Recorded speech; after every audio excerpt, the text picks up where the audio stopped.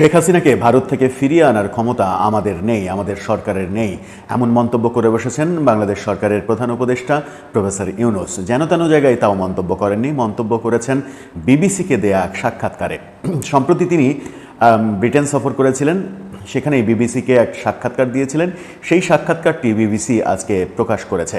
বিবিসির সঙ্গে আওয়ামী লীগ, নির্বাচন, অনেক বিষয় নিয়ে, রোহিঙ্গা বিষয় নিয়ে অনেক কথা বলেছেন। সেই কথাগুলোর মধ্যে আওয়ামী লীগ বিষয়ে সব থেকে বেশি কথা হয়েছে। আওয়ামী লীগ, শেখ হাসিনা, শেখ হাসিনার বিচার, আওয়ামী লীগের নির্বাচনে অংশগ্রহণ, এরকম নানা প্রসঙ্গে বহুমাত্রিক কথা বলতে দেখা গেল এবার প্রফেসর ইউনূসকে। কখনো এটা বলেন, কখনো ওটা বলেন।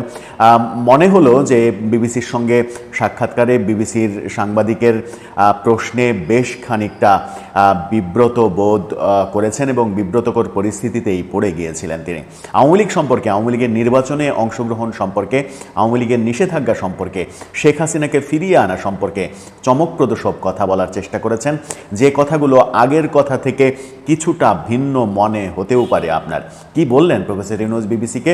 একেবারে বিশেষ করে আওয়ামী লীগ, নির্বাচন, আওয়ামী লীগের নিষেধাজ্ঞা, এই বিষয়গুলোর প্রশ্নোত্তর পর্বগুলো আপনাদের সঙ্গে শেয়ার করার চেষ্টা করব এই ভিডিওতে। মন্তব্য করেছেন শেখ হাসিনাকে ফিরিয়ে আনার ক্ষমতা আমাদের নেই। তাহলে শেখ হাসিনা বিষয়ে প্রফেসর ইউনূসের সরকার কি ভাবছে? আগামী নির্বাচনে শেখ হাসিনার দল আওয়ামী লীগকে অংশগ্রহণ করতে পারবে? এরকম প্রশ্নের উত্তরে কি বললেন প্রফেসর ইউনূস? অনেকটা কি আলাদা মনে হলো? চলুন একটু ভেতরে ঢুকে দেখা যাক। বিবিসির প্রথম প্রশ্ন ছিল, আপনার দেশের ভবিষ্যৎ নিয়ে কথা বলি। আপনি নির্বাচনের ঘোষণা দিয়েছেন, আপনি দেশটির সরকারের প্রধান।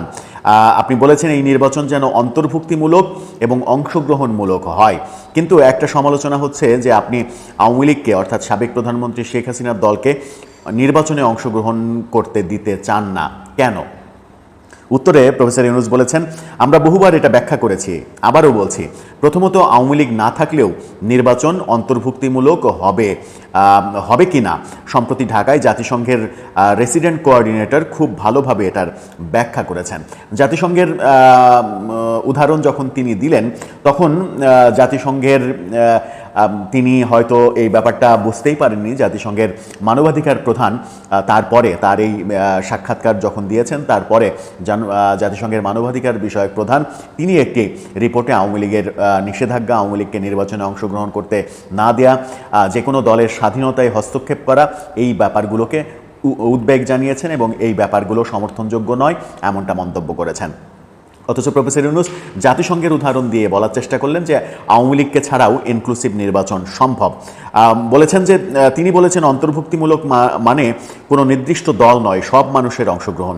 যতক্ষণ পর্যন্ত মানুষ ভোট দিতে পারছে ততক্ষণ এটা অন্তর্ভুক্তিমূলক। অর্থাৎ কোন দল অংশগ্রহণ করতে পারলো কি পারলো না এটা ব্যাপার না, জনগণ ভোট দিতে পারছে কিনা সেটাই নাকি অন্তর্ভুক্তিমূলক নির্বাচনের সংজ্ঞা। নতুন নতুন সংজ্ঞা দুদিন আগে আমরা তার প্রেস সেক্রেটারিকে একই কথা বলতে শুনেছি ভারতীয় গণমাধ্যম দ্য ওয়ালে। এবার প্রফেসর ইউনূসের বিবিসির সাক্ষাৎকারে সেই প্রসঙ্গটা উঠে আসলো। সম্ভবত প্রফেসর ইউনূসের এই কথাটাকেই দ্য ওয়ালে প্রেস সেক্রেটারি বলার চেষ্টা করেছেন যে অন্তর্ভুক্তিমূলক নির্বাচন মানে কোন দল অংশ নিচ্ছে, কোন দল অংশ নিচ্ছে না সেটা নয়, জনগণ ভোট দিতে পারছে কিনা, কত শতাংশ জনগণের অংশগ্রহণে ভোট হলো সেটা নাকি বিবেচ্য বিষয় নয়। এরপরে প্রশ্ন তাকে করা হয়েছিল, দেশের অনেক মানুষ এখনও আওয়ামী লীগকে সমর্থন করে। উত্তরে বলেছেন তাদের সিদ্ধান্ত নিতে দিন, তারা ভোট দিতে চায় কিনা। অর্থাৎ আওয়ামী লীগকে যারা সমর্থন করে তারা ভোট দিতে চায় কিনা, তারা তো এখনও সিদ্ধান্ত নেয়নি, তাদের সিদ্ধান্ত নিতে দেন। পরের প্রশ্ন ছিল তারা আওয়ামী লীগের প্রার্থীকে ভোট দিতে পারবে না। প্রফেসর ইউনূস বলেছেন যতক্ষণ পর্যন্ত তারা ভোটার, তাদের ভোট দেওয়ার স্বাধীনতা রয়েছে। কিন্তু আওয়ামী লীগের প্রার্থীকে নয়, যদি না আওয়ামী লীগকে অংশগ্রহণ করতে দেয়া হয়, অর্থাৎ আওয়ামী লীগকে অংশগ্রহণ করতে দেয়া না হলে তো আওয়ামী লীগের প্রার্থী তারা পাবে না। প্রফেসর ইউনূস উত্তরে বলেছেন আমরা এখনও আওয়ামী লীগকে নিষিদ্ধ করিনি। তাহলে আপনি বলছেন তারা আগামী নির্বাচনে অংশ নিতে পারবে? প্রফেসর ইউনূস বলেছেন না, আগে বিষয়টা পরিষ্কার করি, আওয়ামী লীগকে নিষিদ্ধ করা হয়নি, তাদের কার্যক্রম সাময়িকভাবে নিষিদ্ধ করা হয়েছে। বিবিসি প্রশ্ন করেছে যার মধ্যে নির্বাচন অন্তর্ভুক্ত, অর্থাৎ নির্বাচনও কি নিষিদ্ধ করা হয়েছে? উত্তরে প্রফেসর ইউনূস বলেছেন সাময়িকভাবে নির্বাচনে তারা থাকবে কি না সেটা নির্বাচন কমিশনের সিদ্ধান্তের উপরে নির্ভর করছে। যখন তিনি বলছেন যে নির্বাচন কমিশনের সিদ্ধান্তের উপরে নির্ভর করছে, পরের প্রশ্নটাও একই সাবজেক্টের প্রশ্ন, তাহলে আগামী নির্বাচনের ব্যালটে তাদের সম্ভাবনা থাকার সম্ভাবনা আছে, ব্যালটে নৌকা মার্কা থাকছে? প্রফেসর ইউনূস বলেছেন আবারও বলছে এটা নির্বাচন কমিশনের সিদ্ধান্ত। যখন তিনি নির্বাচন কমিশনের সিদ্ধান্তের কথা বলছেন তখন সরকারের পরামর্শে, সরকার যখন আওয়ামী লীগের কর্মকাণ্ডের উপরে নিষেধাজ্ঞা দিয়েছে, যে বিচার শুরুই হয়নি সেই বিচার শেষ না হওয়া পর্যন্ত কর্মকাণ্ড নিষিদ্ধ থাকবে এমনটা ঘোষণা দিয়েছে। তার পরদিনই আমরা দেখেছি যে নির্বাচন কমিশন সরকারের পরামর্শে আওয়ামী লীগের নিবন্ধন সাময়িকভাবে স্থগিত করেছে। তার মানে নির্বাচন কমিশন স্বাধীনভাবে কাজ করছে না। অথচ প্রফেসর ইউনূস বলছেন যে আওয়ামী লীগ নির্বাচনে অংশগ্রহণ করতে পারবে কি পারবে না এটা নাকি নির্বাচন কমিশনের বিষয়। ব্যাপারটা স্ববিরোধী হয়ে যায় কিনা এই প্রশ্নটাই আসে। এরপরে বিবিসি তাকে প্রশ্ন করেছে, আচ্ছা যেহেতু আমরা আওয়ামী লীগ নিয়ে কথা বলছি, শেখ হাসিনা দেশ ছেড়ে পালিয়ে গেছেন, আপনি দায়িত্ব নিয়েছেন, তিনি এখন ভারতে আশ্রয় নিয়েছেন, কিন্তু শেষ পর্যন্ত আপনি তাকে ফেরত আনতে চান, তাই না? তার বিরুদ্ধে যেসব অভিযোগ আছে তা নিয়ে আপনি তাকে বিচারের মুখোমুখি করতে চান? প্রফেসর ইউনূস বলেছেন বিচার ইতিমধ্যে শুরু হয়ে গেছে, এটা চলমান একটা প্রক্রিয়া, পুরোপুরি আইনি প্রক্রিয়ার মধ্য দিয়ে বিচার হবে। আমরা চাই তিনি বিচারের মুখোমুখি হন, তাকে ফিরিয়ে আনার জন্য আন্তর্জাতিক পদ্ধতি ব্যবহার করব, যেভাবে একজন অভিযুক্তকে দেশে ফিরিয়ে আনা যায় সেটাই করব, এটা সম্পূর্ণ আইনি প্রক্রিয়া। পাল্টা প্রশ্ন করা হয় কিভাবে তাকে ফিরিয়ে আনবেন, মানে আপনার তো মোদির সঙ্গে অনেকবার দেখা হয়। প্রফেসর ইউনূস বলেছেন আন্তর্জাতিক ব্যবস্থা ব্যবহার করে তাকে ধরে আনার ক্ষমতা তো আমাদের নেই, অর্থাৎ তাকে ধরে ফিরিয়ে আনা সেই ক্ষমতা প্রফেসর ইউনূসের সরকারের নেই, এমনটা বলেছেন। কিন্তু আপনি যেসব অভিযোগ করছেন শুধু শেখ হাসিনার বিরুদ্ধে নয়, তার সহযোগীদের বিরুদ্ধেও, যাদের বিরুদ্ধে মানবতা বিরোধী অপরাধ, দুর্নীতি সহ আরও অনেক অভিযোগ রয়েছে। এসব সত্ত্বেও তিনি তাকে এতদিন থাকতে দেওয়ায় আপনি কি মোদির উপরে বিরক্ত নন? উত্তরে তিনি বলেছেন তার ভারতে থাকা বাংলাদেশিদের জন্য তেমন কোনো সমস্যা নয়, অর্থাৎ শেখ হাসিনা ভারতে আছেন এটা কোনো সমস্যা নয়, সমস্যা হচ্ছে তার কণ্ঠস্বর। তিনি নিয়মিত বাংলাদেশের মানুষের উদ্দেশ্যে ভাষণ দেন, মিডিয়ার মাধ্যমে প্রচার করেন, অর্থাৎ সরকারের প্রধান ভয়টা হচ্ছে শেখ হাসিনার ভাষণ, শেখ হাসিনার কথা। শেখ হাসিনা ভারতে যতদিন ইচ্ছা থাকুক সেটাতে সরকারের মাথা ব্যথা নেই, তাকে ফিরিয়ে আনার ব্যাপারেও সরকারের তেমন উদ্যোগ নেই, শুধুমাত্র শেখ হাসিনা কথা বন্ধ করলেই সরকার পেরে উঠবে, এমনটাই তিনি বলেছেন। পরের প্রশ্ন ছিল যে অন্তর্বর্তীকালীন সরকার দায়িত্ব নেওয়ার পর থেকে আওয়ামী লীগের শত শত সমর্থক বা সহানুভূতিশীলদের গ্রেপ্তার করা হয়েছে। অনেকে প্রশ্ন তুলেছেন আপনি কি তাহলে ঠিক তাদের মতোই সমালোচকদের দমন করছেন? অর্থাৎ শেখ হাসিনার সরকারের বিরুদ্ধে যে অভিযোগ রয়েছে যে তারা সমালোচকদের দমন করত, গ্রেপ্তার করত, নিপীড়ন করত, ঠিক একই কাজটি কি আপনিও করছেন? প্রফেসর ইউনূস উত্তরে বলেছেন যে এটা বলা লজ্জাজনক হবে।